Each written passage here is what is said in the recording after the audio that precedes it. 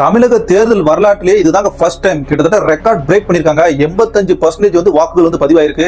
இதுக்கெல்லாம் காரணம் யாரும் தெரியுங்களா? தளபதி விஜய் தாங்க அப்படின்னு சொல்லிட்டு விஜய் அவர்களோட ரசிகர்களும் டிவிக்கு தொண்டர்களும் சொல்லிட்டு இருக்காங்க.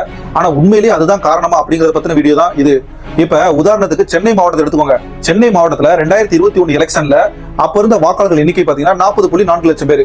அதுல ஓட்டு பதிவு வந்து பாத்தீங்கன்னா 24.16 லட்சம் பேர் ஓட்டு போட்டாங்க. சோ 40 லட்சம் பேர்ல வந்து 24 லட்சம் பேரை கம்பேர் பண்ணும்போது ஒரு 60% தான் வந்து ஓட்டிங் ஆச்சு.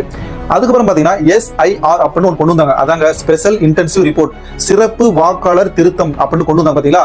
அதுக்கப்புறம் சென்னையில் உள்ள வாக்காளர்கள் 40.4 லட்சத்துல இருந்து 28 லட்சமா குறைஞ்சிருச்சு. அதாவது பாத்தீங்கன்னா இறந்தவங்க, டபுள் என்ட்ரி ஆனவங்க, இவங்க எல்லாத்தையும் கழிச்சுட்டு உண்மையான வாக்காளர் பட்டியல் வந்து சென்னை மாவட்டத்தில் இவ்வளவுதான் அப்படின்னு சொல்லிட்டு வெளியிட்டாங்க. அதுல 28 லட்சம் பேர் தான் இருந்தாங்க. அதுல எத்தனை பேர் ஓட்டு போட்டுருக்காங்கன்னா 23.69 லட்சம் பேர் ஓட்டு போட்டுருக்காங்க. சோ 28 லட்சத்துல 23 லட்சத்தை கம்பேர் பண்ணும்போது 84% வந்து ஓட்டிங் வந்து பதிவாயிருக்கு. இதுல இன்னொரு விஷயம் பாத்தீங்கன்னா போன வட்டத்தை விட இந்த வட்டம் 47,000 ஓட்டு கம்மியா தாங்க ஓட்டிங் ஆயிருக்கு.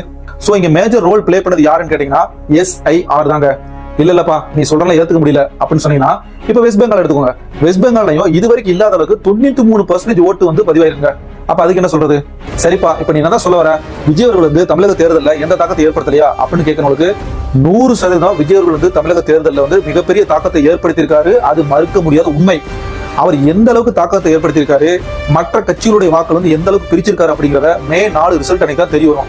உங்களை மாதிரியே நானும் மே 4 ரிசல்ட் என்ன மாதிரி எல்லாம் வரப்போகுது தெரிஞ்சதுக்காண்டி ரொம்ப ஆர்வமா வெயிட் பண்ணிட்டு இருக்கேன்.